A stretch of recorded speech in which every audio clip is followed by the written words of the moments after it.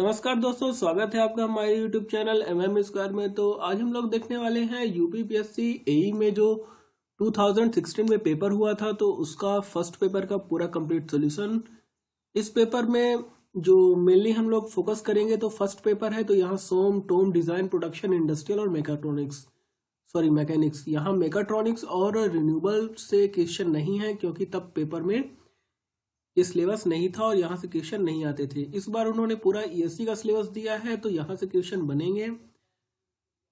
ये पेपर दिसंबर 2013 में इसका नोटिफिकेशन जारी हुआ था और मार्च अप्रैल 2016 में इसका पेपर हुआ था, तो इस वजह से यहाँ दो डेट लिखी हुई हैं।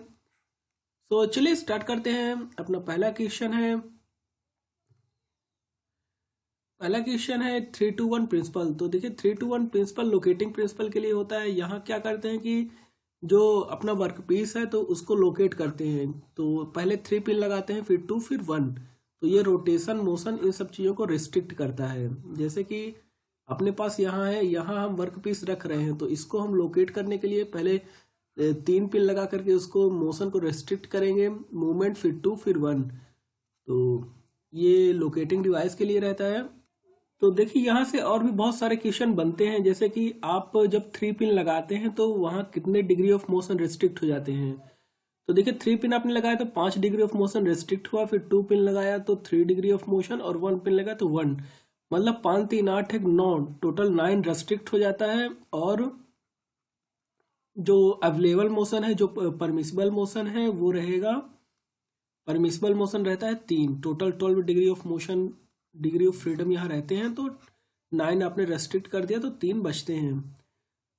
ये totally completing of design of locating device, तो इसकी वजह से ये रहता है। फिर अगला क्वेश्चन है, which of the following non conventional machining method does not causes the tool wear. तो देखिए टूल वियर किसमें नहीं होता, तो टूल वियर इलेक्ट्रोकेमिकल मशीनिंग में नहीं होता है, तो यहाँ टूल वियर नहीं होगा। देखिए अल्ट्रासोनिक मशीनिंग में ब्रास वगैरह का टूल लगा रहता है, डक्टाइल मटेरियल का, तो वहाँ वियरिंग होती है।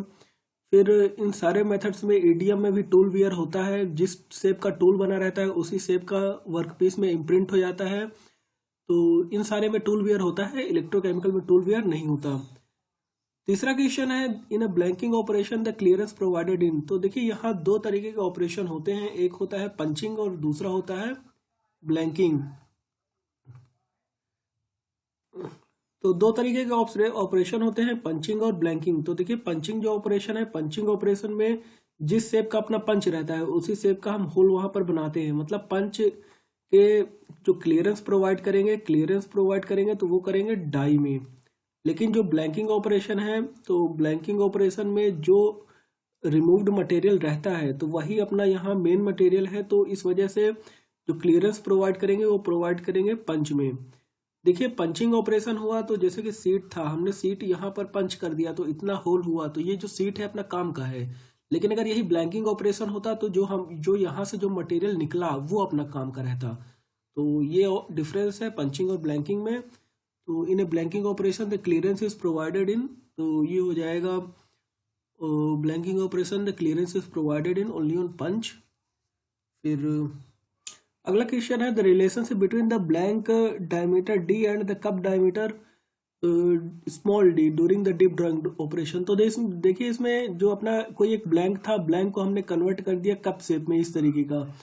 तो इसका डाया अगर डी है और ब्लैंक का डाया कैपिटल डी है, तो दोनों में रिलेशन बताना है। देखिए इसमें वॉल्यूम हम सेम कर देंगे, तो वॉल्यूम सेम करने के बाद अपना आता है d² + 4dh, ये सिंपल है। फिर the force F required to cut a sheet metal. तो देखिए शीट मेटल काटने के लिए जो फोर्स लगेगा वो लगेगा शियर फोर्स इंटू जो उसका एरिया है पाई डी, तो ये हो गया उसका पेरीमीटर इंटू थिकनेस, पाई डी इंटू थिकनेस। जैसे कि अगर ये हम शीट में से कोई काटते हैं तो जो इसका पेरीमीटर हुआ यही एरिया कटेगा, यही शेयरिंग एरिया रहेगा, तो ये पेरीमीटर और इंटू जितना थिकनेस रहेगा, तो tau S into P T, 5th का सी। अगला क्वेश्चन है 6th number, in a tool life doubling the cutting speed reduces tool life to the 1/8 of the original value, the Taylor tool life index तो देखिए यहाँ पर v into T to the power n हम लगा देंगे। तो यहाँ हम v into T to the power n लगा के सॉल्व कर लेंगे। देखिए कैसे, जो अपना वेलोसिटी है v into T to the power n is equals to constant है, ये टेलर टू लाइफ इक्वेशन होता है, इसी पे रख देंगे। तो हम इसको डबल कर रहे हैं 2v, और जो टू लाइफ था वो ty8 to the power of n is equals to v into T to the power n। तो देखिए v कट गया, फिर T to the power n cut जाएगा, तो 2 into 1/8 to the power of n is equals to 1। तो 2 is equals to 8 to the power of n। तो 2 is equals to 2 to the power of 3n। तो n is equals to हो जाएगा, compare कर लेंगे 1/3। तो ये फाइनल आ जाएगा। फिर है chip thickness ratio r is given by, तो देखिए r होता है bc अपॉन v, जो चिप वेलोसिटी है, चिप वेलोसिटी, तो vc अपॉन v, ये chip velocity to the cutting velocity is equals to r is equals to sine phi upon cos of phi minus alpha. तो ये आता कैसे है, देखिए ये आप एक ट्रायंगल बनाएंगे तो ये इससे आ जाएगा। यहाँ पर v कटिंग स्पीड था, ये एंगल अल्फा बनाता है, तो ये हो जाएगा 90 माइनस अल्फा। ये एंगल फाई बनाता है, ये सीयर प्लेन है ये वाला, तो ये एंगल फाई बनाता है। फिर ये एंगल रहेगा 90 minus phi plus alpha, 90 minus five minus alpha. तो देखिए इसको हम सॉल्व कर लेंगे तो क्या हो जाएगा, v अपॉन साइन रूल लगा देंगे तो हो जाएगा v अपॉन, तो ये v था और इसके सामने का एंगल ये sine 90 minus five minus alpha, मतलब cos of five minus alpha. और ये सीयर प्लेन है, तो ये जो वेलोसिटी रहेगी यहाँ वो सीयर वेलोसिटी रहेगी, और यहाँ पर चिप निकल रहा है तो यहाँ जो वेलोसिटी रहेगी चिप वेलोसिटी, तो is equals to V C chip velocity upon, तो इसके सामने का एंगल ये है फाई, तो ये हो जाएगा साइन फाई। तो आर होता है वी सी अपॉन वी, तो वी सी अपॉन वी हो जाएगा, इसको हम यहाँ ले जाएंगे, इसको इधर ले जाएंगे, तो sine phi upon of cos of five minus alpha. ये जनरली सबको याद रहता है, इतना करने की जरूरत नहीं पड़ती। तो V C upon V is equals to sine phi upon cos of five minus alpha, D option. फिर अगला क्वेश्चन है in the electro discharge machining better surface finish. तो देखिए इलेक्ट्रो चार्ज मशीनिंग में बेटर सरफेस फिनिश अपने को मिलता है लो फ्रीक्वेंसी और लो डिस्चार्ज में। तो देखिए इसका जो ग्राफ बनता है वो ग्राफ भी मैं बता दे रहा हूँ कि इस तरीके का कुछ ग्राफ बनता है। यहाँ पे सरफेस फिनिश रहेगा, सरफेस फिनिश, और ये ऐसा कुछ बनता है। तो ये हाई फ्रीक्वेंसी और ये लो फ्रीक्वेंसी, तो लो फ्रीक्वेंसी में सरफेस फिनिश ज़्यादा रहेगा, ये सरफेस फिनिश है इधर side. So low frequency and high low discharge में आपका जो सरफेस फिनिश रहेगा, मशीनिंग रहेगा, वो बेटर रहेगा। अगला क्वेश्चन है which of the following statement is incorrect about the continuous chip. तो देखिए कंटिन्यूअस चिप अपने को मिलता कब है, जब डक्टाइल मटेरियल रहे, डक्टाइल मटेरियल रहे और फीड ज़्यादा रहे और depth of cut, depth of cut यहाँ पर स्मॉल रहेगा। तो देखिए यहाँ दोनों चीज जो ऑप्शन में दिया हुआ है वो फीड और डेप्थ ऑफ कट दोनों स्मॉल दिया है, जबकि दोनों स्मॉल नहीं होता। तो यहाँ पर फीड हमको ज़्यादा रखेंगे तब कंटिन्यूअस चिप मिलेगा और it result a good surface finish. तो सारे ऑप्शन सही हैं, बाकी ये बी होगा इसमें। फिर अगला क्वेश्चन है consider the following work piece. तो which of the following are best suitable for the ultrasonic machining. तो देखिए अल्ट्रासोनिक मशीनिंग हम लोग मेनली ब्रिटल मटेरियल का करते हैं, तो ब्रिटल मटेरियल का अल्ट्रासोनिक मशीनिंग रहता है। तो यहाँ कार्बाइड भी ब्रिटल है, ग्लास भी है और सिरेमिक भी है। तो 1, 2 एंड 4 और यहाँ कॉपर और ब्रास का टूल रहता है। तो टूल ये रहेगा, टूल मटेरियल रहेगा कॉपर और ब्रास का। फिर अगला क्वेश्चन है to prolong the life of shaper tool और they should be consider undergo the following operation. देखिए सेपर टूल में हम लैपिंग करते हैं। फिर अगला क्वेश्चन है द ऑपरेटिंग कैरेक्टरिस्टिक कर्व। तो देखिए ऑपरेटिंग कैरेक्टरिस्टिक कर्व के बारे में हम लोगों ने कल ही बात की, percentage of the defective and the probability of acceptance. तो इसमें हो जाएगा ऑप्शन सी। फिर यहाँ पर देखिए और ऑप्शन जो है शॉर्ट पिनिंग है, तो इससे हम अपना फटीग लाइफ इंक्रीज करते हैं। सैंड ब्लास्टिंग है, तो कास्टिंग के बाद उसमें जो सैंड्स ऊपर निकल आते हैं तो उनको हटाने के लिए रहता है, तो इसमें हो जाएगा लैपिंग। फिर 13th नंबर है an X bar chart uses the following data. तो देखिए चार्ट यहाँ दो तरीके के चार्ट होते हैं, तो यहाँ हम लोग बात कर रहे हैं दो तरीके के कंट्रोल चार्ट्स की। तो जल्दी से देख लेते हैं कंट्रोल चार्ट्स। यहाँ पर पहला है वेरिएबल और मेजरमेंट चार्ट। तो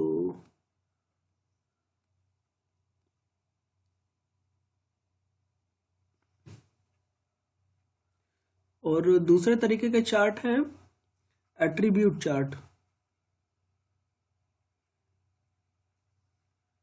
देखिए वेरिएबल और मेजरमेंट चार्ट में आते हैं जैसे X bar chart, R chart और सिग्मा चार्ट। फिर एट्रीब्यूट चार्ट में आते हैं P chart, NP chart, C chart और यू चार्ट। देखिए जल्दी से इनका बारी बारी से भी देख लेते हैं। तो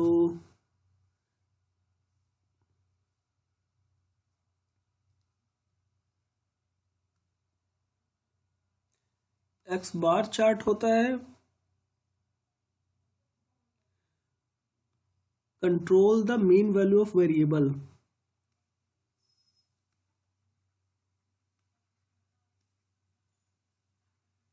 control the mean value of variable.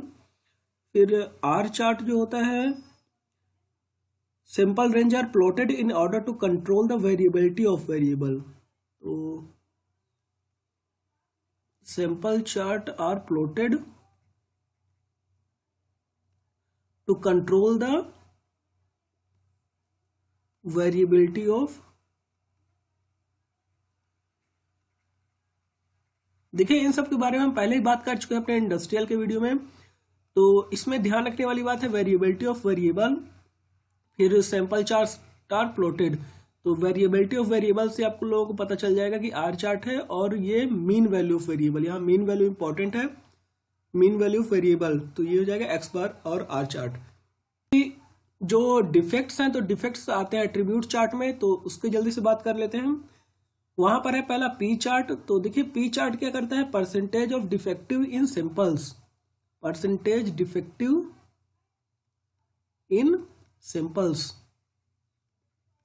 और सी चार्ट जो है वो है number of defective in an item, number of defects in an item.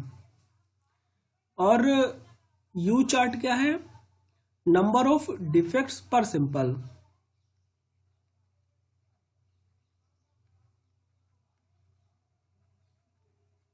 तो देखिए ये सारी चीजें हैं, इनसे आप लोगों को सारे क्वेश्चंस बन जाएंगे। तो फिर चलते हैं अपने क्वेश्चन की तरफ। क्या था क्वेश्चन, तो क्या है इसमें attribute measurement data, attribute measurement data, variable measurement data. तो ये हो जाएगा वेरिएबल मेजरमेंट डाटा। अभी हमने बात की control the mean value of variable.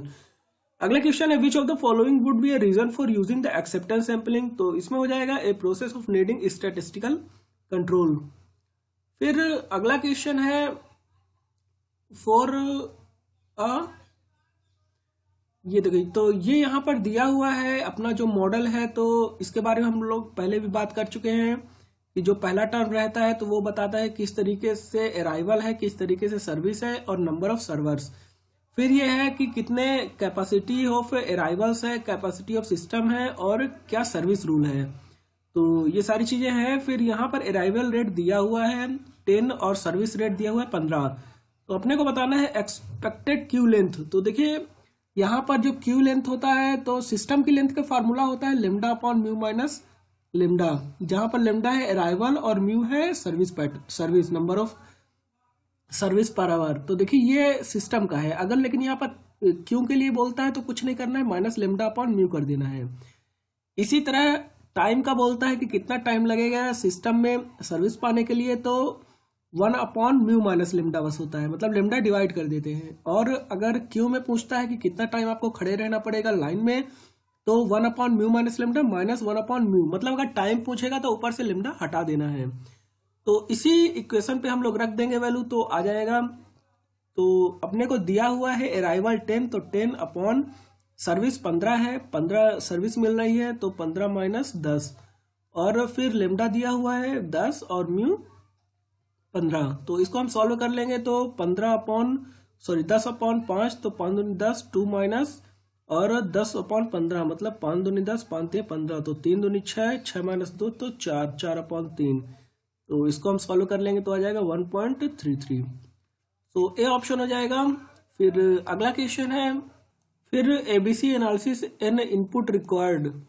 तो एबीसी एनालिसिस में availability of annual usages, availability and the annual usages of items. फिर the finite production rate inventory model relaxes which of the following EOQ assumption. तो इसमें होता है instantaneous replacement. फिर अगला question है, in a time study observed in 0.7.5 minute.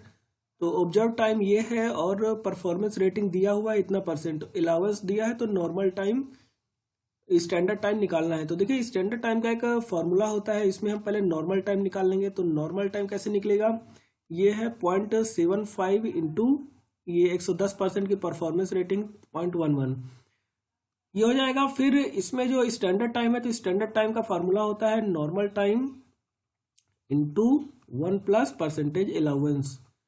तो इसको हम लगा देंगे यहाँ, तो 0.75 इंटू 1.11 इंटू तो 1 प्लस कितना अलाउंस है 20% मतलब 0.2। तो इसको हम सॉल्व कर लेंगे 0.75 इंटू 1.11 इंटू 1.2, तो इस सॉल्व करने पर आ जाएगा 0.99 मिनट। फिर अगला क्वेश्चन है वैल्यू इंजीनियरिंग। तो वैल्यू इंजीनियरिंग होता है, हम कॉस्ट और सर्विस के बीच का रिलेशन बताता है वैल्यू इंजीनियरिंग। तो इसमें ऑप्शन में ही देखने के लग रहा है कि सही ऑप्शन होगा इसमें, providing products to the customer with enhanced functionality at no additional cost. तो डी ऑप्शन हो जाएगा। तो देखिए वैल्यू इंजीनियरिंग का एक फॉर्मूला भी होता है जो कि है यूटिलिटी अपॉन कॉस्ट। ये क्वेश्चन आता है एग्जाम्स में, तो utility upon cost is equals to value engineering. फिर अगला क्वेश्चन है, which type of chart should be used to directly monitor the number of defectives in a process of making iron casting. तो देखिए directly number of डिफेक्टिव्स बताना है, तो हम पहले ही बात कर चुके हैं कि डिफेक्टिव चार्ट के लिए सी चार्ट यूज होता है। तो यहाँ ऑप्शन में पी और सी दोनों चार्ट हो सकता है, जैसे कि पी चार्ट होगा परसेंटेज, तो ये नहीं होगा। एक पर्टिकुलर आइटम में डिफेक्ट्स बताने को रहता है तो सी चार्ट होता है, तो यहाँ पर सी हो जाएगा। फिर अगला क्वेश्चन है, production line is to be design. तो यहाँ पर बताना है मेक 2400 आइटम्स पर वीक। एक वीक में 24 आइटम्स बनाते हैं, at least the 3 months the line operation.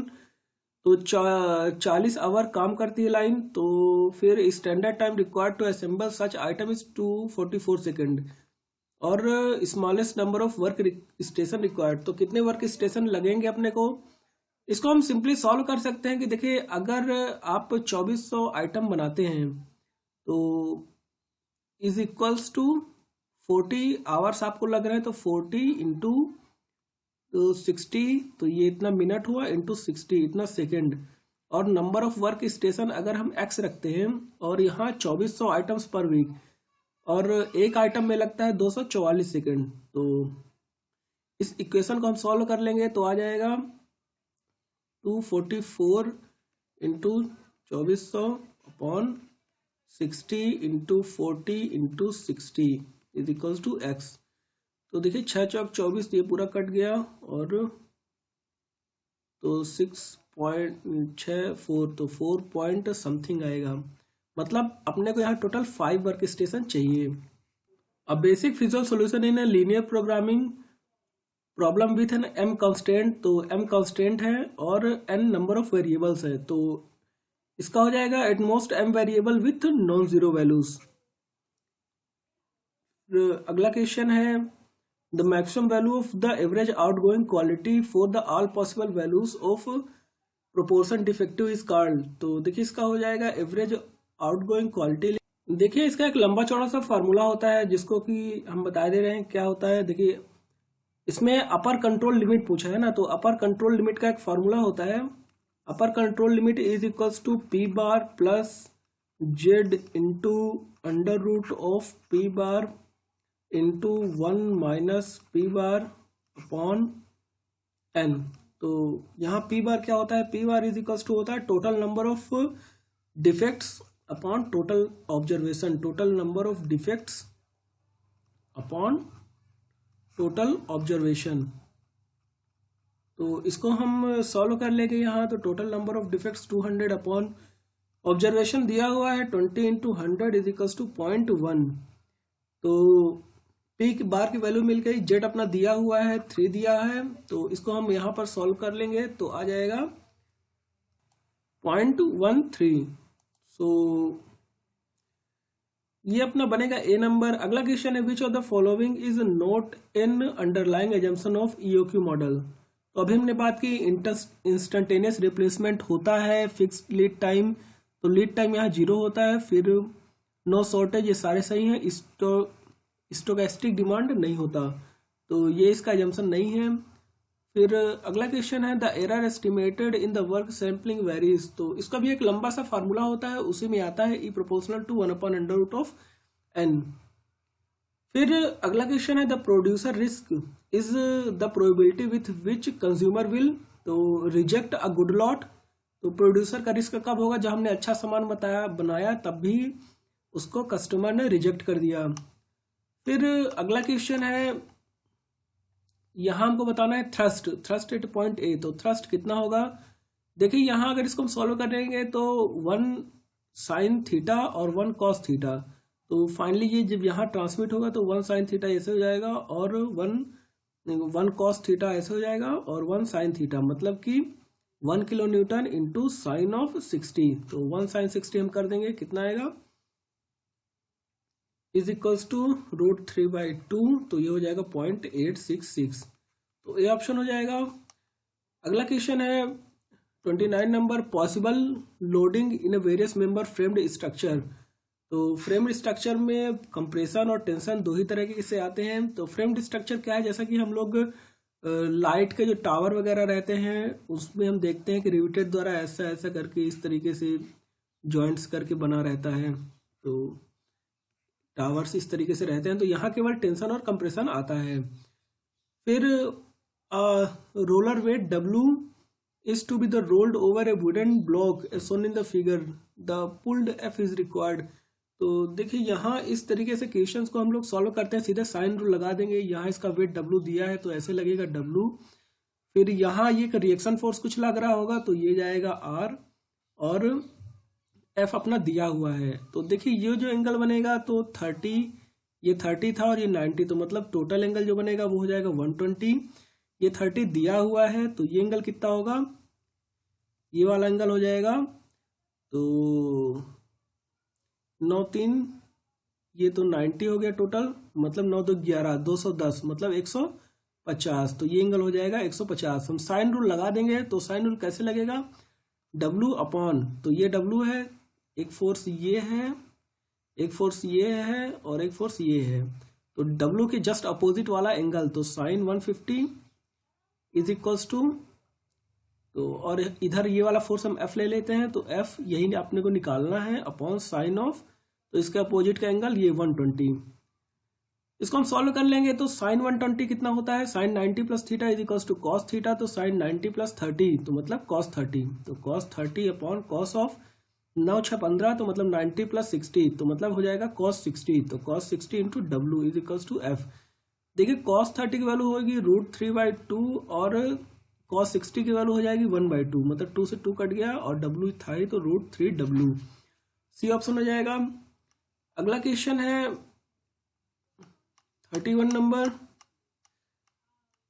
In a virtual work equation some forces are neglected. तो देखिए यहाँ पर रिएक्शन वगैरह फोर्स निग्लेक्ट कर दिए जाते हैं वर्चुअल वर्क में। वर्चुअल वर्क में होता क्या है कि जो जिस डायरेक्शन में फोर्स लग रहा है F, उसी डायरेक्शन में लिंक कितना मूवमेंट करेगा, तो फोर्स इनटू जो उसका हम डिस्प्लेसमेंट रहेगा, और उसको हम डिफ्रेंशिएट करते हैं विथ रिस्पेक्ट टू थीटा, तो इस वजह से हमको वर्क डन मिलता है। तो देखिए रिएक्शन फोर्स कहीं मूव नहीं करेगा तो R रिएक्शन हम लोग नहीं लेते हैं। तो यहाँ ऑप्शन सारे आप पढ़ लीजिए, सारे ऑप्शन सही हैं, तो डी ऑप्शन हो जाएगा ऑल ऑफ द अबव। अगला क्वेश्चन है a circular disc rolls without slipping on an inclined plane. तो देखिए एक डिस्क रोल कर रहा है without slipping on an inclined plane, तो इसमें हमको क्या बताना है, रोटेशनल एनर्जी और टोटल काइनेटिक एनर्जी। तो देखिए यहाँ टोटल काइनेटिक एनर्जी जो होगी वो होगी sum of rotational energy plus translation energy, तो दोनों का सम होगा टोटल एनर्जी। और रोटेशनल क्या होता है, half I omega square, half I omega square, तो आई की वैल्यू डिस्क के लिए हो जाएगी 1/2 m r² बाई 2 और ओमेगा स्क्वायर, तो ये हो गया रोटेशनल। अब टोटल क्या होगा, टोटल होगा ये जो रोटेशनल अपना था ½ mr² by 2 into omega square plus translational, translational क्या होता है हाफ एम वी स्क्वायर, तो half into M into V. देखिए प्योर रोलिंग है तो वी इज इक्वल टू हो जाएगा ओमेगा आर, तो हाफ एम वी स्क्वायर करेंगे मतलब हो जाएगा ओमेगा स्क्वायर आर स्क्वायर। फिर देखिए इसमें फिर क्या होगा, इन दोनों को हम सॉल्व कर लेंगे, तो सॉल्व करने पर आएगा, देखिए इसको हम सॉल्व कर लेंगे तो जो mr² ओमेगा स्क्वायर सारे में है तो उसको हटा देते हैं, सीधे नंबर वैल्यू सॉल्व करते हैं, तो 1/4 ऊपर हो गया और 1/4 प्लस 1/2, इसको हम सॉल्व कर लेंगे तो हो जाएगा 1/3, तो फाइनल आंसर आ जाएगा सी ऑप्शन।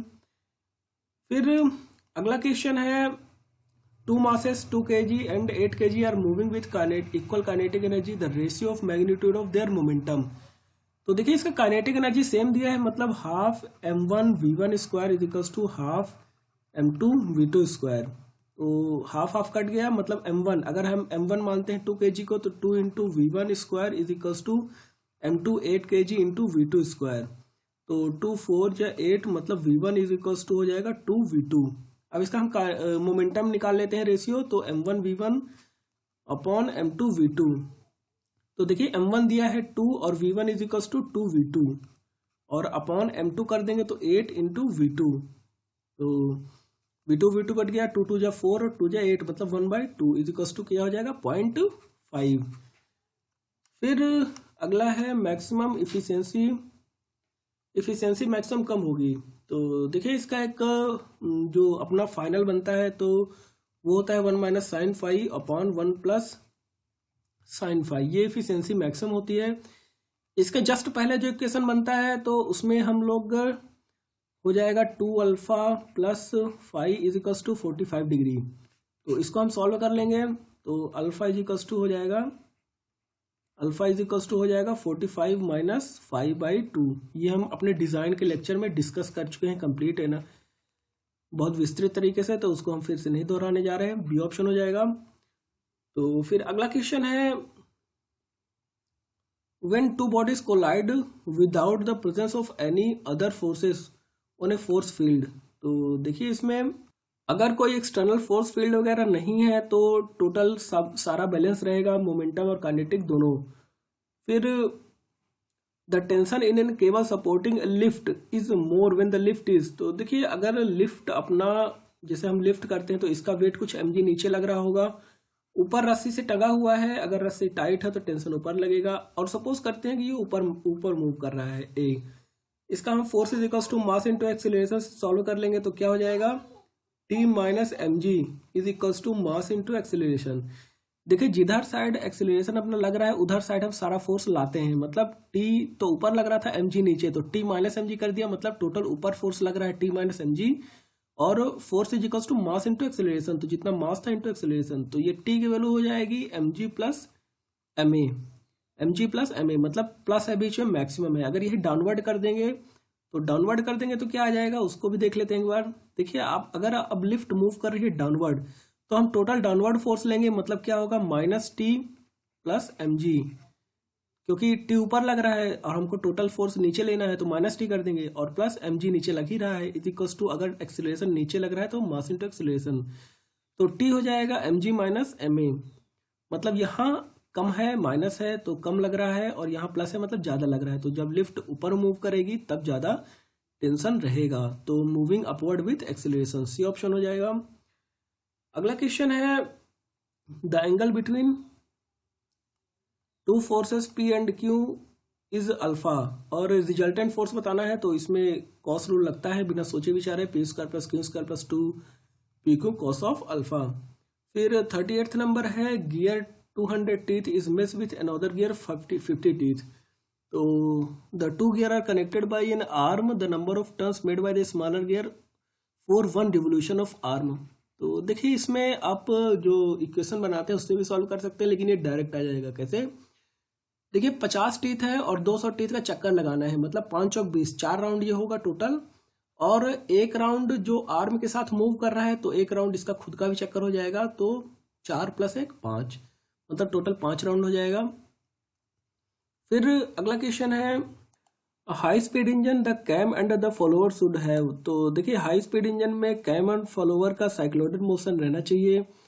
ये हर जगह बहुत जगह ये क्वेश्चन आ चुका है, एसएससी वगैरह में, ईएससी में। फिर अगला क्वेश्चन है the flywheel is lifted to the crankshaft of an engine having W is the amount of indicated work per revolution, permissible limit of the coefficient of fluctuation of energy and the speed are c and the c is the kinetic energy of the flywheel।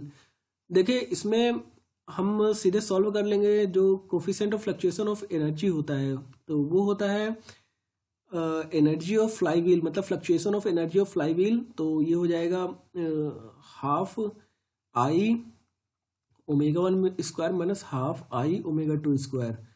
तो ये हो जाएगा upon W, जो work done अपने को मिल रहा है, indicated work done.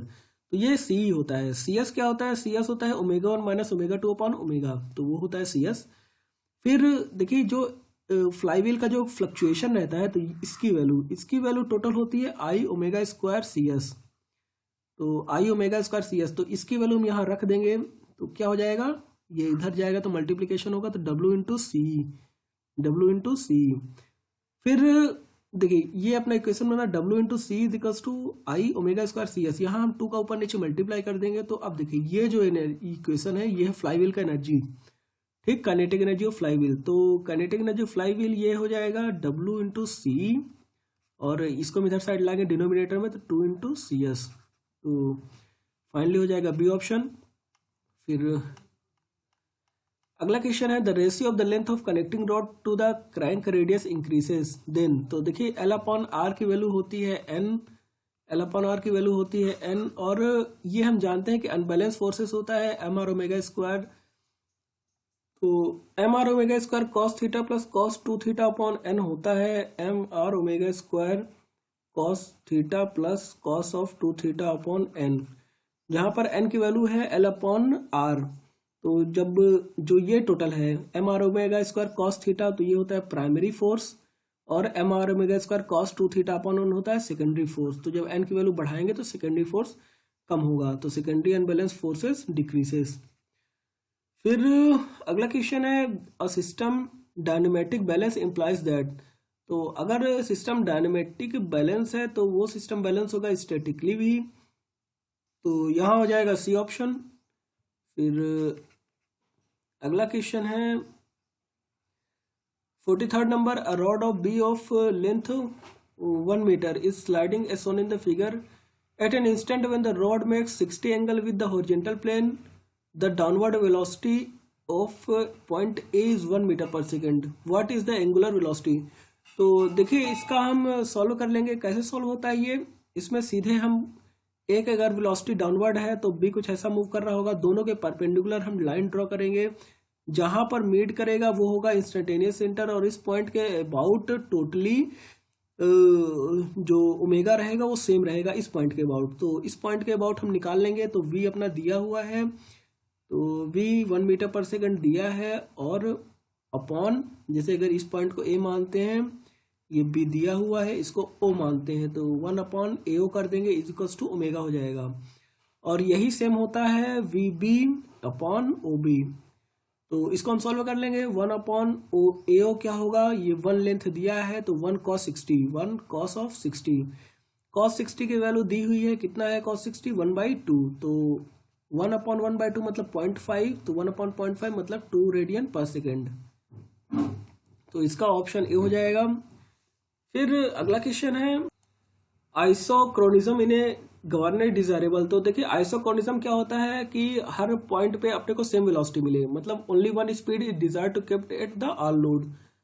फिर 45th नंबर, a rigid body can be replaced by the two masses placed at the fixed distance apart, the two masses m and the equivalent dynamic system if। तो देखिए यहाँ पर क्या होगा कि अगर हम एक रिजिड बॉडी को 2 मास से रिप्लेस कर रहे हैं तो जाहिर सी बात है कि वहां फिर sum of the two mass is equal to the total mass of body, ये भी होना चाहिए। सेंटर ऑफ ग्रेविटी, इनर्शिया वगैरह सब सेम, सब मतलब कि उससे मैच करना चाहिए। तो इसका ऑल ऑफ द एबो हो जाएगा। फिर अगला क्वेश्चन है 46 नंबर, torsional system of the disc moment inertia. इसका दिया हुआ है, दो गियर है, I1 दिया है, I2 दिया है, स्पीड का ratio of B to the A दिया है G। तो इसमें अपने को इक्विवेलेंट बताना है। इक्विवेलेंट मोमेंट ऑफ इनर्शिया होता है जिसका दिया है तो उसका इनर्शिया अपॉन स्पीड रेशियो का होल स्क्वायर। तो स्पीड रेशियो को मतलब गियर रेशियो को होल स्क्वायर करेंगे तो I2 इंटू, देखिए ये हो जाएगा N1 अपॉन N2, तो ये ऊपर जाएगा तो N2 अपॉन N1 मतलब G to the whole square मतलब I2 G स्क्वायर। तो ये आ जाएगा। इसको हम एक तरीके से और सॉल्व कर सकते हैं काइनेटिक एनर्जी के माध्यम से। फिर अगला क्वेश्चन है identify the lower pair, select the most appropriate answer. तो देखिए लोअर पेयर यहाँ पर बताना है बॉल एंड सॉकेट, तो ये लोअर पेयर है, सही बात है। देखिए लोअर पेयर वो होता है जिसमें कि सरफेस कांटेक्ट रहे, और हायर पेयर होता है जिसमें लाइन या पॉइंट कांटेक्ट रहे। तो कैम एंड फॉलोवर में पॉइंट कांटेक्ट है तो ये हायर पेयर है, और ये भी लोअर पेयर है, तो बोथ है एंड शी। फिर स्प्रिंग डैशपॉट, अपने को बताना है क्रिटिकल डैम्पिंग। तो देखिए यहाँ पर जो डैम्पिंग रेशियो होता है line is equals to C upon CC। जो CC की वैल्यू होती है वो होती है 2√km, तो 2√km है ही, और इसी को हम सॉल्व कर लेंगे जो दूसरा ऑप्शन दिया है। तो 2 into M into omega N क्या होगा √k अपॉन m। इसको हम सॉल्व कर लेंगे तो ये भी वही चीज आ जाएगा 2√km, तो मतलब बोथ A एंड B। फिर सी ऑप्शन हो जाएगा इसमें। अगला क्वेश्चन है an imaginary circle which by pure rolling action give the same motion is that of the actual gear. तो देखिए ये पिच सर्किल का डिफिनेशन ही होता है। अगला क्वेश्चन है the pressure angle of a cam depends on. तो pressure angle of cam depends on, यहाँ सारे ऑप्शन सही दिए हुए हैं। तो एंगल ऑफ एक्सेंट, ये सारे ऑप्शन सही हैं। The centrifugal tension in A belt, तो देखिए T is equals to 3TC में होता है मैक्सिमम, और ये पावर पे डिपेंड नहीं करता। No effect on the power transmission, power transmission में इफेक्ट नहीं करता, टेंशन को बढ़ाता है। If there are the several unbalance masses, तो सेवरल अनबैलेंस मास हैं तो अपने को क्या करना है minimum number of balancing masses required.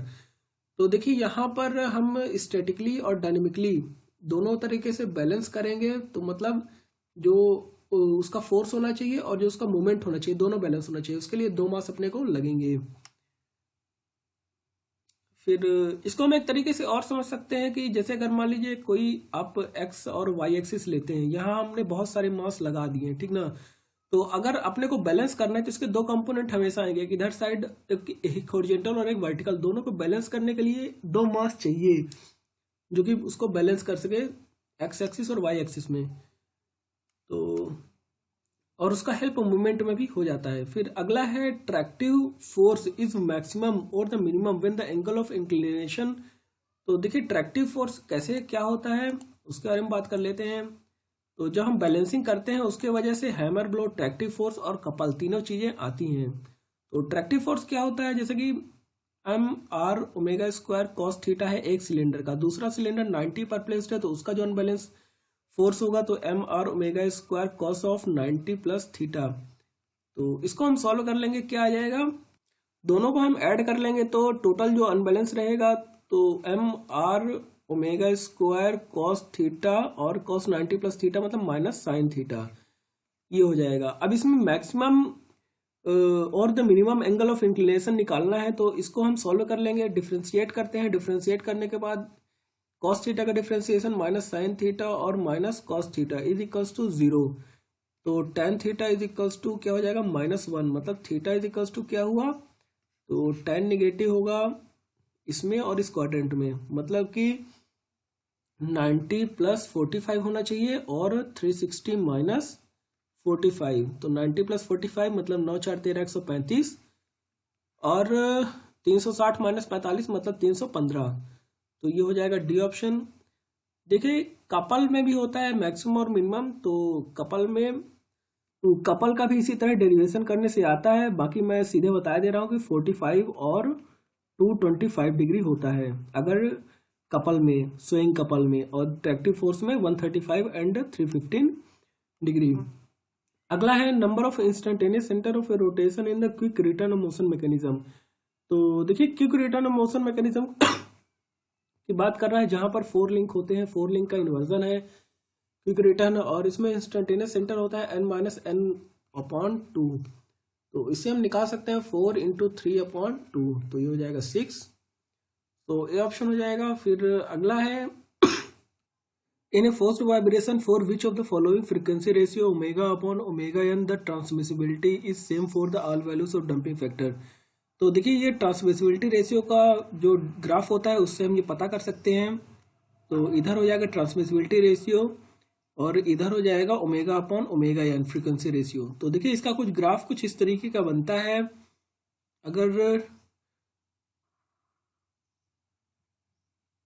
ऐसा कुछ ग्राफ बनता है ना,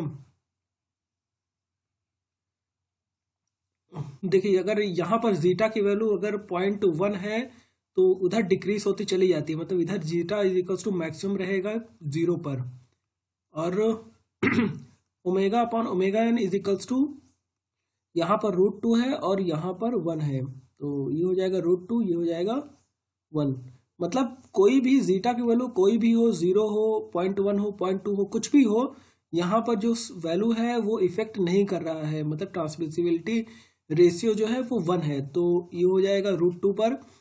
इसमें और भी बहुत सारे क्वेश्चन बनते हैं, जैसे कि जीटा की वैल्यू अगर आप 0 रख रहे हैं और 1 रख रहे हैं, मतलब 1 रख रहे हैं तो इसका ग्राफ इस तरीके से जा रहा है, ठीक, ये ऊपर जा रहा है। मतलब अगर जीटा की वैल्यू 0 था तो ये था, जीटा की वैल्यू 0.1 है तो ये है, अगर 0.2, 0.3, 0.2, 0.3, तो मतलब ऐसा ग्राफ चला जाएगा। तो इसका मतलब क्या हो रहा है कि अगर जीटा ना भी रहे तो भी इसमें कोई जो डैम्पिंग फैक्टर अगर सी ना भी रहे तो भी इसका ट्रांसमिसिबिलिटी फैक्टर सही रहता है, मतलब 1 से कम रहता है। तो इस रीजन में अपना डैम्पर का जरूरत नहीं पड़ता, और जब √2 से वैल्यू ज़्यादा है तो ट्रांसमिसिबिलिटी रेशियो 1 से कम है, और √2 की वैल्यू ω/ω(n) √2 से कम है तो ट्रांसमिसिबिलिटी रेशियो 1 से ज़्यादा है, मतलब इस सिचुएशन में अपने को डैम्पर की जरूरत पड़ रही है।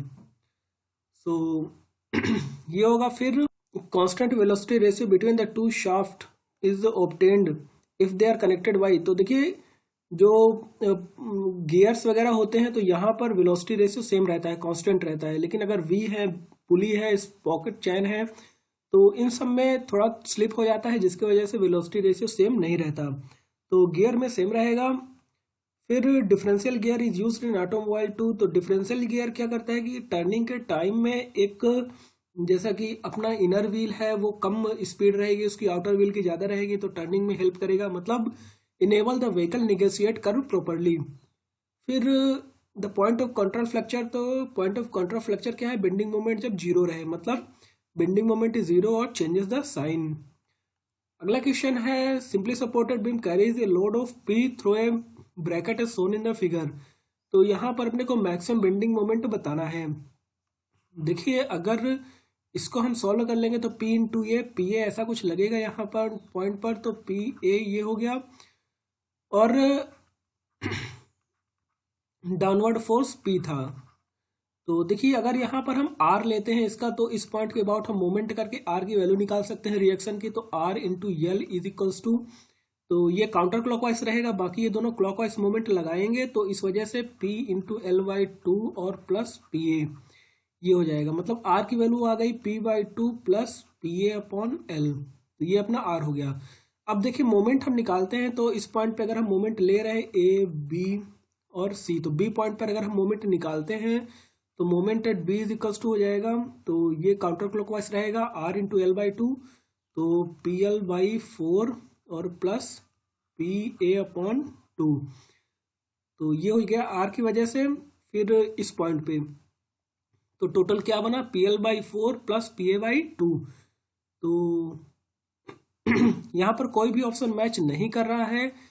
इसका अगर मोमेंट कर्व भी देखते हैं, मोमेंट ग्राफ देखते हैं, तो देखिए यहाँ से सीधे ये मोमेंट गया PL/4 प्लस PA/2 का, फिर ये काउंटर क्लॉकवाइज था। अब चूंकि यहाँ पर क्लॉकवाइज PA लग रहा है तो माइनस PA हो जाएगा, तो माइनस PA करेंगे तो कुछ ऐसा बनेगा। यहाँ से पी ए इतना माइनस हो जाएगा और फिर ये, तो इस तरीके से इसका मोमेंट कर्व बनेगा। तो मैक्सिमम बेंडिंग मोमेंट यही होगा, ऑप्शन मैच नहीं कर रहा है। फिर अगला क्वेश्चन है 60 नंबर। तो देखिए यहाँ पर ये बात कर रहा है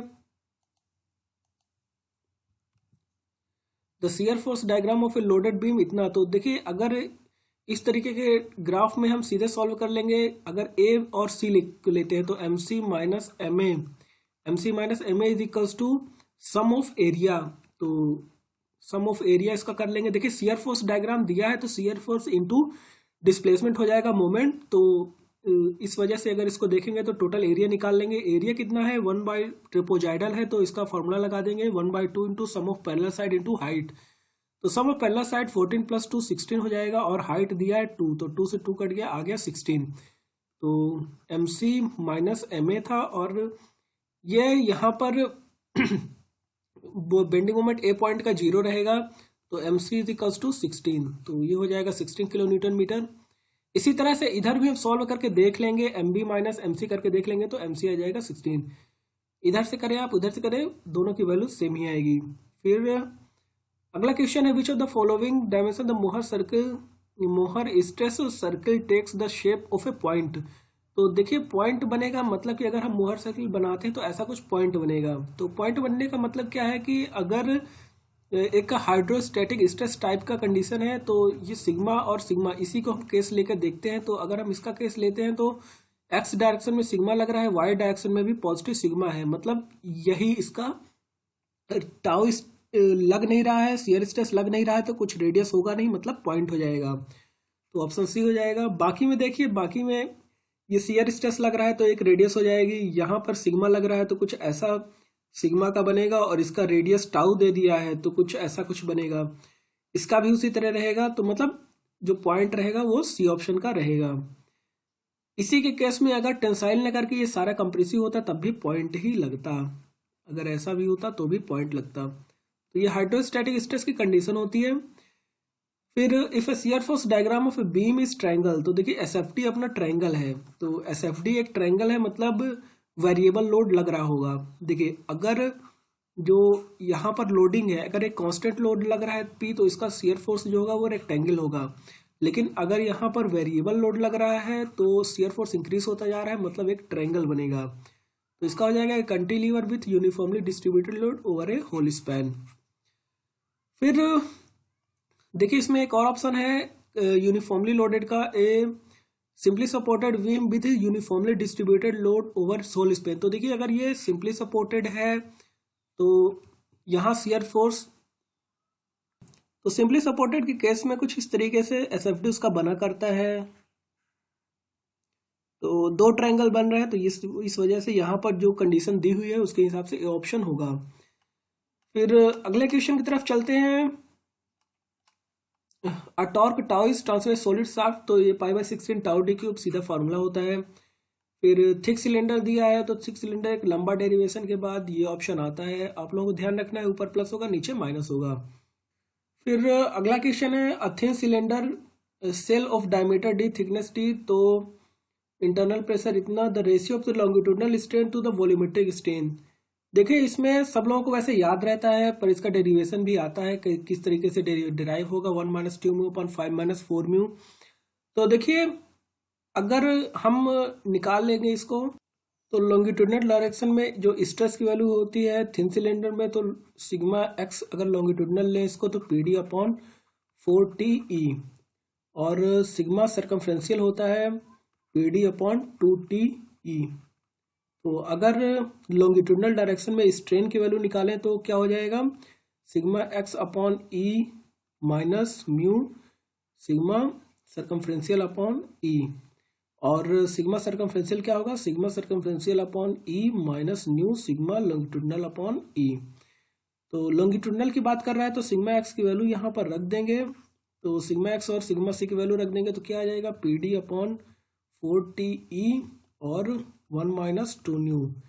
तो ये हो जाएगा लॉन्गिट्यूडनल, और जो टोटल होगा लॉन्गिट्यूडनल प्लस सर्कमफ्रेंशियल तो दोनों का एडिशन कर लेंगे तो क्या आ जाएगा, दोनों का ऐड करेंगे, P D upon 4 T E 1 - 2 new, तो ये हो जाएगा लॉन्गिट्यूडनल, और 2 टाइम्स ऑफ सर्कमफ्रेंशियल होगा। अगर टोटल निकालेंगे तो टोटल, क्योंकि डायमेट्रिकल शेप में है, सिलेंडर शेप में है, तो 1 लॉन्गिट्यूडनल हो जाएगा और 2 सर्कमफ्रेंशियल हो जाएगा। सर्कमफ्रेंशियल स्ट्रेन का एडिशन करेंगे तो यहाँ सिग्मा सी की वैल्यू रख देंगे पहले ऊपर से, और सिग्मा एल की वैल्यू रख देंगे, दोनों को यहाँ रख के टोटल आ जाएगा। फिर दोनों का रेशियो निकाल लेंगे, दोनों का आप रेशियो सॉल्व करिए तो यही फाइनल वैल्यू आएगी, 1 - 2 म्यू अपॉन 5 - 4 म्यू। फिर अगला क्वेश्चन है, in a compression test the fracture in the iron casting specimen, तो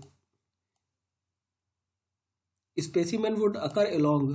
तो देखिए, अगर आप कंप्रेशन कोई अगर ब्रिटल मटेरियल है, तो ब्रिटल मटेरियल में अगर आप टेंसाइल लोड लगा रहे हैं, तो टेंसाइल लोड लगा रहे हैं तो 90 डिग्री पे फ्रैक्चर होगा, मतलब प्लेन के परपेंडिकुलर पे। लेकिन अगर ब्रिटल मटेरियल में आप कंप्रेसिव लोड लगा रहे हैं, तो उसमें जो फ्रैक्चर होगा तो ये ऑब्लिक प्लेन में होता है, मतलब ये यहाँ फेलियर होगा ऑब्लिक प्लेन में। और इसी तरह डक्टाइल मटेरियल में भी होता है कि अगर आप डक्टाइल मटेरियल में टेंसाइल लोड लगा रहे हैं तो 45 टू द एक्सिस होता है, और अगर उसमें कंप्रेसिव लगा रहे हैं तो 90 टू द एक्सिस। तो यहाँ कंप्रेशन टेस्ट हो रहा है और ब्रिटल मटेरियल का हो रहा है, तो ऑब्लिक प्लेन में। फिर अगला क्वेश्चन है, the erection cupping number of a metal sheet. तो देखिए, इरेक्शन कपिंग जो टेस्ट होता है, तो इरेक्शन कपिंग टेस्ट हम चेक करते हैं उसकी ड्यूरेबिलिटी को।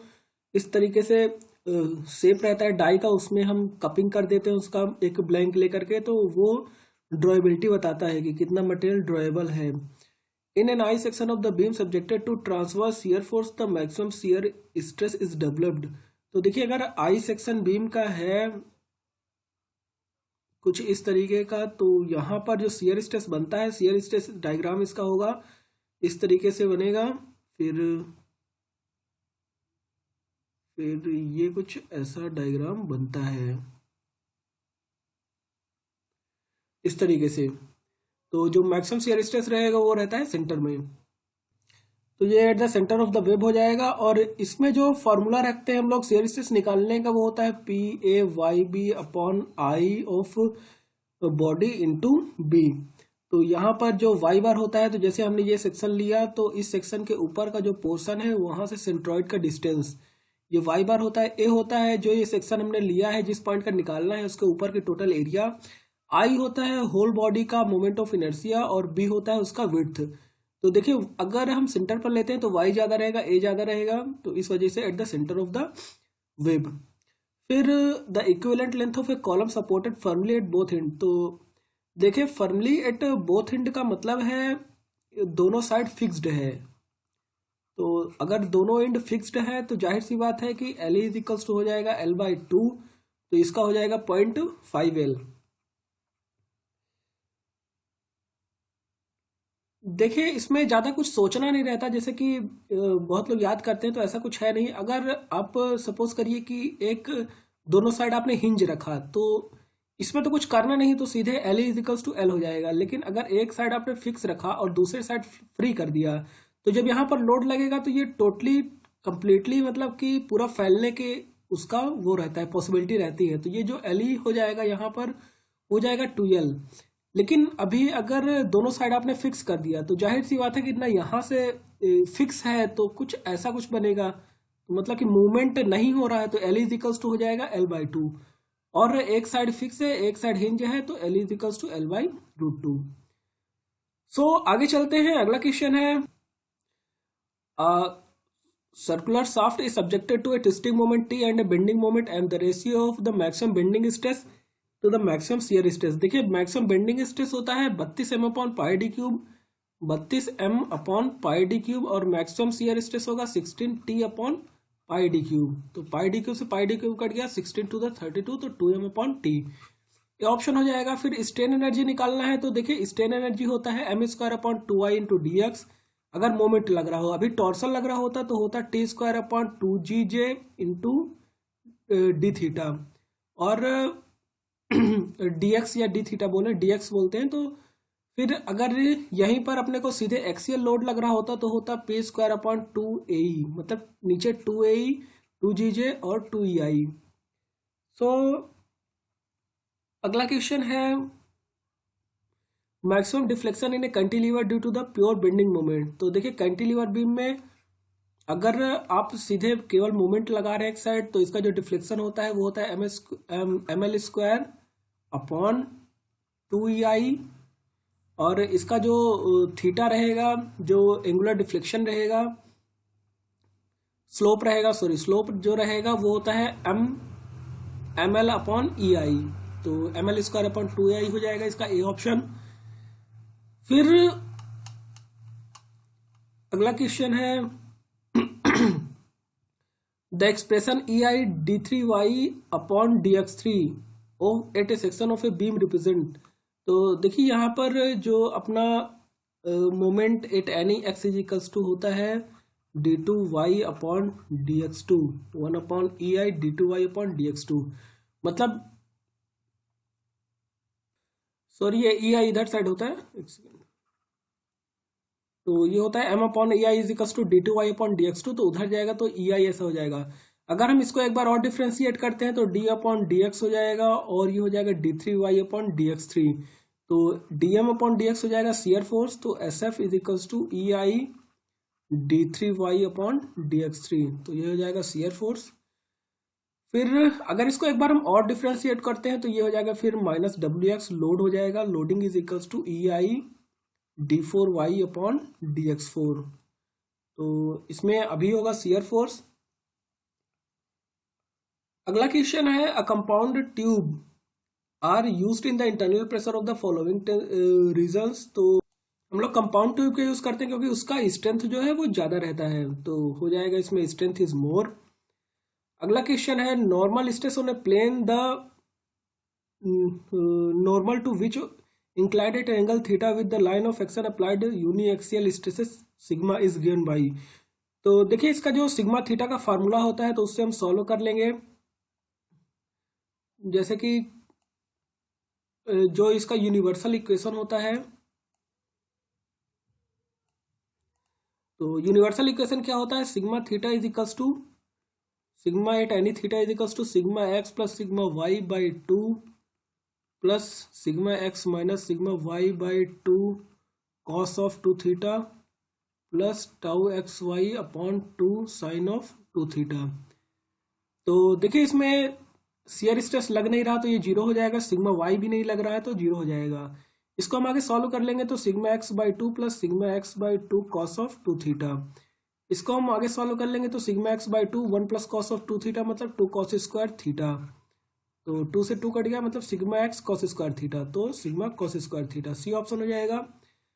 अगला है a shaft diameter and length 1 metre is subjected to a twisting moment. तो इसमें जो एंगल दिया हुआ है शियर स्ट्रेन का, shear strain on the surface of the shaft is, तो शियर स्ट्रेन दिया हुआ है 0.001, तो शियर स्ट्रेस 0.001 है, शाफ्ट का डायमीटर दिया हुआ है। तो देखिए इसमें क्या होता है, shear strain equals to gamma is equals to R theta upon L, तो गामा की वैल्यू दी हुई है 0.001 is equals to radius 10 mm और इंटू थीटा निकालना है अपने को, और लेंथ दिया हुआ है 1000 मीटर, तो 1 मीटर दिया है 1000 mm हो जाएगा। इसको हम यहाँ से सॉल्व कर लेंगे, तो यहाँ इसको हम सॉल्व कर लेंगे, आ जाएगा फाइनली 10, तो ये 100 हुआ और theta is equals to 100 into 0.001 मतलब 0.1 रेडियन, तो इसका हो जाएगा 0.1 रेडियन। फिर अगला क्वेश्चन है a beam of uniform strength is one which. तो यूनिफॉर्म स्ट्रेंथ का डिफिनेशन ही होता है कि हर जगह जो अपना स्ट्रेस है वो सेम लग रहा हो, तो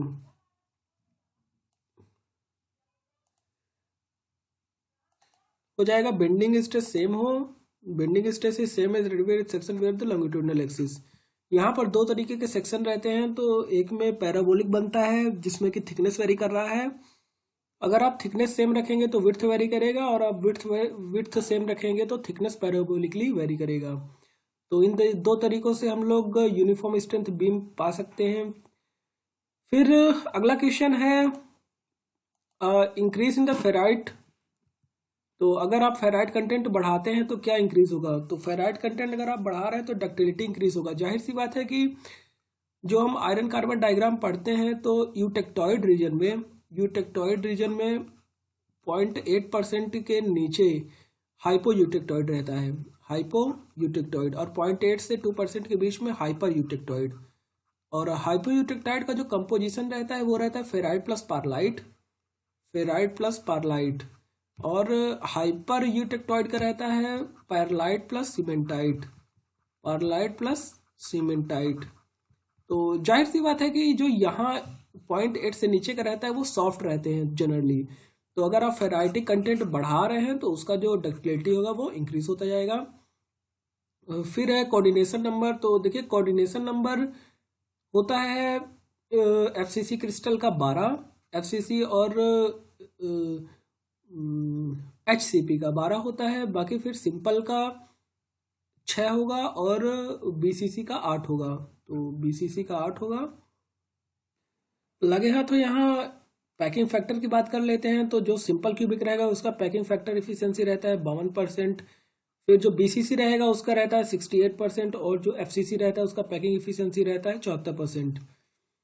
और एक होता है डायमंड के लिए, तो डायमंड के लिए होता है पैकिंग फैक्टर अराउंड 33%। फिर आगे चलते हैं, विच of the following element determine the maximum attainable hardness in the steel. तो देखिए अगर हम मैक्सिमम हार्डनेस की बात कर रहे हैं तो यहाँ हो जाएगा, केवल हम कार्बन कंटेंट से इसको हम पता कर सकते हैं। फिर जैसे जैसे कार्बन कंटेंट इंक्रीज करता जाता है तैसे तैसे हार्डनेस इंक्रीज होती जाती है। हाउ मैनी स्पेस लैटिसेस, तो ब्रेवाइस लैटिस में 14 रहता है, जिसमें कि हम डिफरेंट डिफरेंट पढ़ते हैं कि कब क्यूबिक है, कब हेक्सागोनल है, कब ट्राइक्लिनिक है, इस तरीके से। फिर अगला है शॉर्ट की, तो देखिए शॉर्ट की एंड फ्रेंकल पॉइंट डिफेक्ट है, और लाइन इम्परफेक्शन होता है एज एंड स्क्रू डिसलोकेशन, तो ये लाइन परफेक्शन इम्परफेक्शन के अंडर आता है। और फिर बाकी जो हम लोग फॉर्मिंग वगैरह में पढ़ते हैं तो वो वॉल्यूम इम्परफेक्शन के अंडर में आता है। यहाँ पर मैच द कॉलम है, तो हम ये पहले ही बात कर चुके हैं कि सिंपल क्यूबिक का 3 हो जाएगा, फिर डायमंड क्यूबिक का 34% ए हो जाएगा, बीसीसी का 68% और एफसीसी का 74%, तो 3 1 4 2 बी ऑप्शन।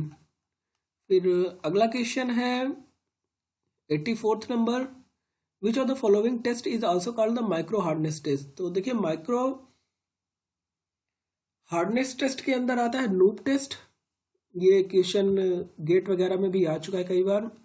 एसन कर्व, तो देखिए एसन कर्व फटीक के लिए होता है, जो हम लोग साइकिल वगैरह बनाते हैं 10⁶ साइकिल और सिग्मा ई सिग्मा इस तरीके से, तो ये सारे कर्व जो एसन कर्व है तो वो फटीक के लिए होता है। Which of the following is a basic refractory material, तो देखिए बेसिक रिफ्रैक्टरी मटेरियल यहाँ पर डोलोमाइट और मैग्नीशिया होता है, डोलोमाइट और मैग्नीशिया। और जो सैंड है इसको हम लोग बोलते हैं acid refractory material, acid refractory material. फिर सैंड एसिड रिफ्रैक्टरी मटेरियल है, और जो डोलोमाइट और मैग्नीशिया है वो बेसिक रिफ्रैक्टरी मटेरियल। फिर अगला क्वेश्चन है creep plays in important role in, तो creep plays important role in, देखिए क्रीप के लिए अपने को चाहिए कि एक कांस्टेंट लोड लगता रहे, ये कि लोड लगे और वो टेम्परेचर के साथ रहे, तो ये बॉयलर ट्यूबिंग नहीं होगा, गैस टरबाइन ब्लेड्स में होता है, तो सी ऑप्शन हो जाएगा। ये बहुत बार कई जगह क्वेश्चन पूछा जा चुका है। बेबीटिलॉय आर, तो babbitt alloy SL CU SP and PB, तो बी ऑप्शन हो जाएगा। अगला क्वेश्चन है थर्मोप्लास्टिक पॉलीमर आर, तो थर्मोप्लास्टिक पॉलीमर आर, तो ये एडिशन पॉलीमराइजेशन से बनता है, ये सही है। कंडेंसेशन पॉलीमराइजेशन से थर्मोसेटिंग बनता है, तो थर्मोसेटिंग इससे बनता है। और फिर है soften on heating and harden on cooling of for any number of times, तो ये बात सही है। थर्मोप्लास्टिक में, थर्मोसेटिंग में क्या रहता है कि एक बार आपने उसको थर्मोसेट कर दिया फिर दोबारा हीट करके आप कुछ भी नहीं बना सकते हैं, तो 1 and 3 हो जाएगा। फिर अगला क्वेश्चन है ट्रू स्ट्रेन, तो ट्रू स्ट्रेन की वैल्यू होती है epsilon T is equal to ln 1 plus epsilon. True strain की वैल्यू होती है ln 1 प्लस एप्सिलॉन। और ट्रू स्ट्रेस की वैल्यू होती है सिग्मा नॉट 1 प्लस एप्सिलॉन। यहाँ पर एप्सिलॉन इंजीनियरिंग स्ट्रेन है, तो बी ऑप्शन हो जाएगा। फिर अगला है metal powder use to thermite welding. तो देखिए थर्माइट वेल्डिंग में Al और F2O3 का मिक्सचर हम लोग लेते हैं, तो जो कि रहता है 1:3 में, तो इसमें हो जाएगा अल्मोनियम। फिर है which of the following material is use for manufacturing the extrusion nozzle. तो ये देखिए इसमें वाइट कास्ट आयरन होता है, क्योंकि इसमें जो सीमेंटाइट है, सीमेंटाइट कंबाइंड फॉर्म में रहता है, तो सीमेंटाइट कंबाइंड फॉर्म में रहने के कारण इसको हार्डनेस वगैरह सब सही प्रदान करता है, तो इस वजह से व्हाइट कास्ट आयरन होगा। ग्रे कास्ट आयरन में ग्रेफाइट फ्लेक के फॉर्म में रहता है, तो ग्रेफाइट फ्लेक के फॉर्म में रहेगा। इससे क्या होगा कि अगर हम गर्म होता है तो ये ग्रेफाइट जो रहेगा वो पिघलने लगेगा और एक मतलब चिटकने लगता है, तो इस वजह से ग्रे कास्ट आयरन वगैरह नहीं होगा। मेलेबल कास्ट आयरन सारे डक्टाइल है, व्हाइट कास्ट आयरन इसमें होगा। फिर main purpose of the chaplets is, तो देखिए चैपलेट क्या करता है, सपोर्ट द कोर। इसमें होता है चिल्स, चैपलेट और पैडलिंग। तो देखिए चिल्स और जो पैडलिंग है डायरेक्शनल सॉलिडिफिकेशन में हेल्प करता है, लेकिन जो चैपलेट है वो चिल्स को सपोर्ट करता है। जैसे कि कास्टिंग है अपना, बीच में हमने चिल्स रख दिया, तो इसको जो सपोर्ट करने के लिए ये जो सपोर्ट रहेगा, तो इसको बोलते हैं चैपलेट। फिर 94th नंबर में देखिए what is the main reason for poor surface finish. तो पुअर सरफेस फिनिश अगर आपको मिल रहा है, एक बार क्वेश्चन पहले भी आ चुका है पीछे, तो वहां हमने बात की थी कि अगर आप हैवी डेप्थ ऑफ कट रखेंगे तो पुअर सरफेस फिनिश मिलेगा। फिर in a machining operation chip thickness 0.3 दिया है, tool back rake angle 10 degree and value of shear strain is. तो देखिए ये थोड़ा लंबा क्वेश्चन है, इसको हम लोग सॉल्व कर कैसे करते हैं वो हम बता दे रहे हैं। तो देखिए इसमें पहले तो शेयर स्ट्रेन जो वैल्यू होती है वो होता है gamma is equals to cot of 5 plus tan of 5 minus alpha. Phi है शेयर एंगल, अल्फा है रेक एंगल, तो और फाई निकालेंगे कैसे, तो इसका फॉर्मूला होता है tan phi is equals to R cos of alpha upon 1 minus R of sine of alpha. तो अल्फा दिया हुआ है 10 डिग्री, चिप थिकनेस रेशियो भी दिया हुआ है 0.3, तो 0.3 into cos of 10 upon 1 minus 0.3 into sine of 10 is equals to 10 phi. तो 10 फाई हम यहाँ से निकाल लेंगे तो आ जाएगा 17.3 समथिंग। यहाँ पर फिर हम इसकी वैल्यू रख देंगे, तो gamma is equals to cot of 17.3 plus tan of 17.3 minus 10 करेंगे तो आ जाएगा 7.3। तो इन दोनों को सॉल्व कर लेंगे तो लगभग आ जाएगा 3.34 समथिंग। फिर आगे चलते हैं, grinding of a hard material requires. तो हार्ड मटेरियल की ग्राइंडिंग करेंगे तो जाहिर सी बात है कि अगर मटेरियल हार्ड है और व्हील का मटेरियल भी हार्ड हो जाएगा, व्हील का मटेरियल हार्ड हो जाएगा तो दोनों हार्ड हार्ड टकराएंगे तो ग्लेजिंग ज़्यादा होगा, तो इस वजह से व्हील का जो मटेरियल रहेगा वो सॉफ्ट रखेंगे, तो सॉफ्ट रखेंगे और फाइन ग्रेन साइज रहेगा, तो बी ऑप्शन हो जाएगा। फिर crater wear occurs mainly on the तो face of the cutting tool at the short distance from the cutting edge only, B option हो जाएगा। अगला क्वेश्चन है हाई स्पीड स्टील कंटेन्स। तो हाई स्पीड स्टील देखिए कंटेंट करता है 0.5 to 1.5% of carbon, तो यहाँ पर ऑप्शन में सी ऑप्शन मैच कर रहा है। Rake angle required for the machining of brass. तो ब्रास की मशीनिंग के लिए 0 degree rake angle, thread cutting वगैरह में भी 0 डिग्री रैक एंगल यूज करते हैं। फिर अगर कंप्रेसिव मटेरियल होता तो निगेटिव रैक एंगल, बाकी डक्टाइल मटेरियल है तो पॉजिटिव रैक एंगल। अगला क्वेश्चन है consider the following statement, mechanical comparators are used for. तो देखिए मैकेनिकल, जहाँ कहीं भी मैकेनिकल चीज़ें आ जाए तो वहाँ पर हाई एक्यूरेसी नहीं हो सकती, क्योंकि कई तरीके से लॉसेज आ जाते हैं, तो मैकेनिकल होते ही हाई एक्यूरेसी नहीं रहेगा। बाकी सारे ऑप्शन सही हैं, तो हो जाएगा 2, 3 एंड 4 आर ट्रू। सो अभी हमने सारे क्वेश्चंस कवर कर लिए हैं, so thank you so much.